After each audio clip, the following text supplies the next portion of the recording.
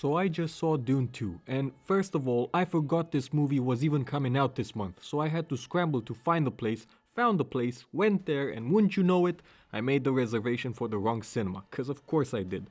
Luckily for me, the guy there was real understanding, took one good look at what a special needs case he was dealing with, and converted my ticket to the cinema I was currently in. Unfortunately, there weren't that many seats left, and the only place left was all the way in the front. Now this was the first screening, so it was their biggest room, so I got to basically watch the movie and stare at God in the same time. Broke my neck. Anyway, I'll start the video with the spoiler-free section first, and then at the end I'll go into some spoilers. But first, let me mention the trailers. There were 3 of them. First one was Civil War, and I don't know why America is doing this to itself. Also, forces of Texas and California. Texas and California? Even I know those two don't get along. Not much to say about it, people in the cinema were laughing their asses off, and I think I want to see it just to see how crazy it gets, and later compare it to the real thing. The second trailer was for Mad Max Furiosa Road, and I think this movie could be good, but unfortunately Hollywood right now is completely incapable of giving us a good, well-developed and sympathetic female lead. Because, well, when was the last time you saw one of those? When was the last time an action movie with a female lead wasn't a complete pile of garbage? I'm serious! Hollywood turns every woman character into a man and every man into a woman and wonders why no one likes these characters. It looks good visually at least, so yeah, let's see. I hope it proves me wrong and it turns out to be great.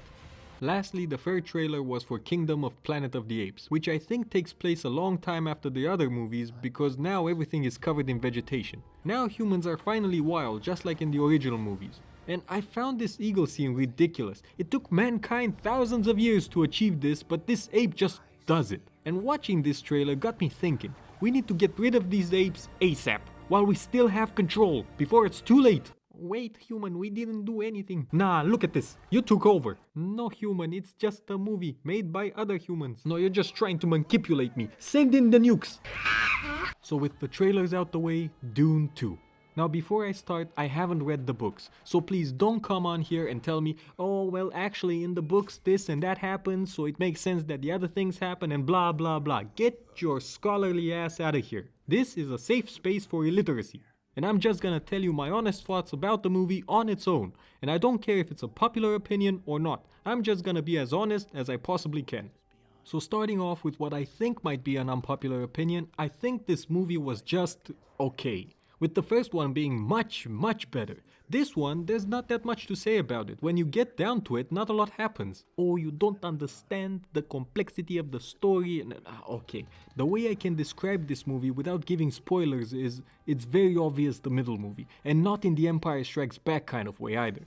It's a slow burn but with action scenes. Whereas the first movie was also a slow burn, but it had the whole Game of Thrones vibes before it went off the deep end. You knew something bad was gonna happen to House Atreides, and it was exhilarating to watch it all go down. And the Harkonnens were really cool and calculated. Vladimir was the best in the movie. He was really menacing and intimidating, and all the scenes he was in were great.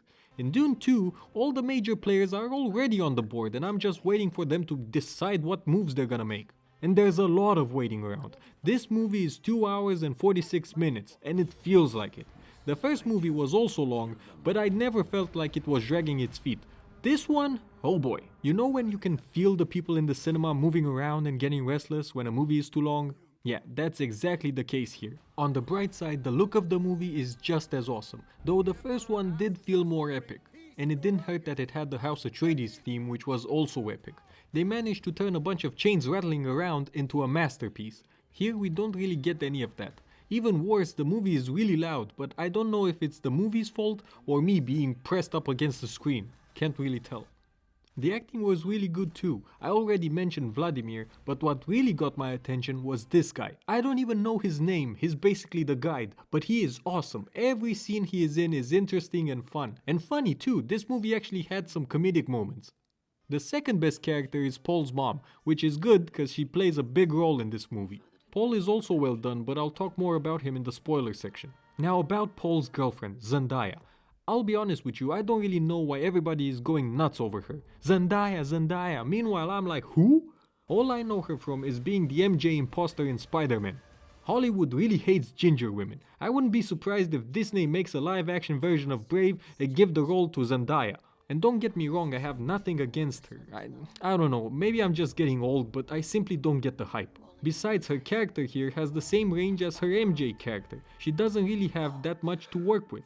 Finally, I have to mention Christopher Walken is in this movie. He plays the Emperor and he's always great in any movie he's in, but unfortunately he doesn't do all that much here. So yeah, all in all it was an okay movie. Not as good as the first one, but considering the slop we're getting from Hollywood nowadays, this one feels really special. And it wasn't woke, which is a huge plus. Hell, that alone elevates it to a 9 for a lot of people. And I know it has the whole Bene Gesserit side of things where women actually control everything from the shadows, but that's not at all woke, it's not the same. I don't have any problem with that because it makes sense within the story. They're not a bunch of girl bosses for no reason, they actually have to go through a lot to reach that level of power, and it's not really a position you would envy. And they manage to be both charismatic and intimidating all in the same time, it's excellent. I actually wish there were more scenes with them in the movie. Now I'm gonna move into the spoiler section, so you've been warned. Not that there's all that much to spoil, because again, not that much happens. Okay, let's go. So basically a huge chunk of the story in this movie revolves around Paul's indecisiveness to go to the south and become the messiah for these people and lead them in the holy war, or just continue to fight the Harkonnens in the north. Like, oh, I shouldn't go to the south because a lot of people will get disconnected from the server if I do. Oh, but it's the only way to win. And the movie just builds up to him finally going south. We knew he was going south from the first 5 minutes. Also, there are some cool action scenes sprinkled here and there, but some of these action scenes get held back by the moronic choices of the enemy. So I'm just gonna dive into that. The Harkonnens was this menacing, scheming house run by this imposing, ruthless man. Now they devolved into a bunch of mouth-breathing idiots, to the point it actually becomes funny. You know the whole trope of the villain taking out their frustration on a poor, unsuspecting underling? Well, here it must have happened like 7 times. It was hilarious. Every time one of the main baddies was on the screen with an underling, that underling quickly got disconnected. There's a scene where they're flying in those cool mosquito helicopter things and the pilot is searching for the enemy. And I'd be thinking to myself, okay, I'm the pilot, I'm good, right? They need me. There's no way they're gonna snap my neck. I'm safe. Wrong, motherfucker, get crunched. Also, the strategies these people use, oh my god. We've searched everywhere for these guys. Have you searched the southern side of the planet? No, nothing can live in the southern side. Well, they're coming up from somewhere and you already searched the northern side and they're not getting shut out by the worms, are they? So maybe considering checking the damn south. Also, what kind of advanced spacefaring civilization is this? Where they don't even have satellite coverage or drones or UAVs or nothing.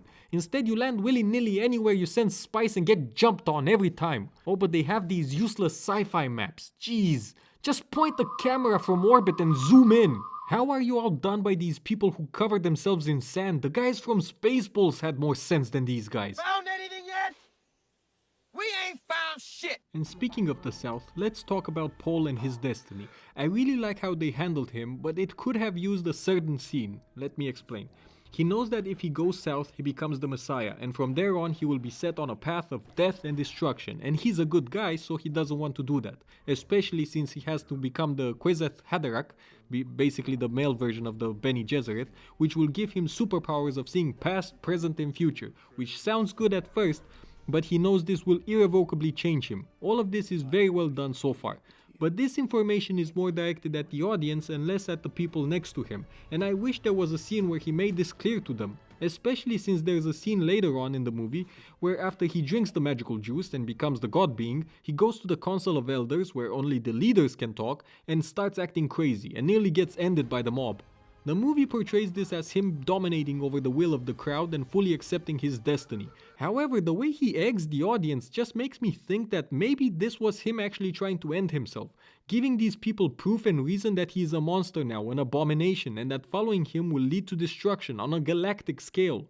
As a sort of cry for help, like, listen, don't follow me, I don't have the power to stop myself, and I'm going to destroy everything if you follow me. So I'm giving you this one chance to stop all of this right now. End me. However, that's just my interpretation, but I think it's a good interpretation and I just wish the movie would have leaned into that side of Paul. So finally the ending. Now I already mentioned how the Harkonnens are completely incompetent in this movie. Well, the Emperor just showed up and wants a piece of that incompetence, because he lands on the planet, parks all his nice little ships all around him, making for a perfect target. Why would you do that? At one point, someone even tells him like, hey sir, storm's coming, we should probably go back in orbit where it's safe. No shit, you shouldn't even be here. Your enemies are expert gankers, you're gonna get got. And that's exactly what happens. This is another one of those Hollywood movies where battlefields get simplified into two masses of people running towards each other at full speed.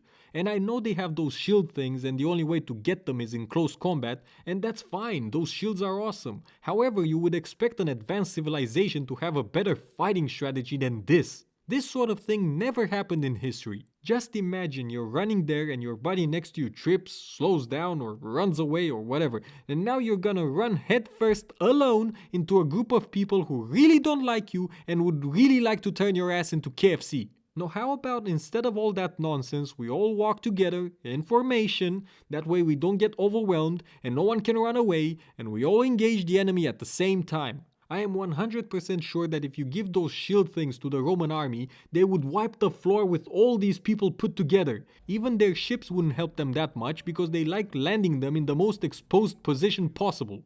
Anyway, the Emperor gets captured, House Harkonnen is destroyed, and Paul wants to become the Emperor. And in order to do that, he has to fight the other great houses. And that's where the movie ends. And yeah, it was okay. Again, not as great as the first one, but it really built up the next movie, which I think is gonna be crazy. Cause now we're probably gonna leave this sandy ass planet and maybe even fight in space, which is awesome. All in all, if you like the first movie, you're probably gonna like this one too. I think it's definitely worth the price of a movie ticket.